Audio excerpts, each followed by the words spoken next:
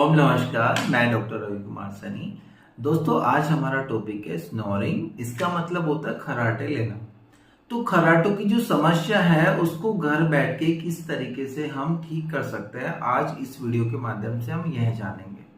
जो आप लोग सुबह योगा, एक्सरसाइज, प्राणायाम तो करते ही हैं, इसके साथ साथ आपको क्या करना है दोस्तों, 2 बूंद आप अणु तेल या फिर बादाम रोगन की अपने नाक में डालनी है। ये प्रक्रिया लगातार 7 दिन या 15 दिन तक करने मात्र से ही जो आप खर्राटों की समस्या से परेशान हैं उसमें काफी हद तक आपको बेनिफिट्स मिल सकता है, आप इसको ठीक कर सकते हैं।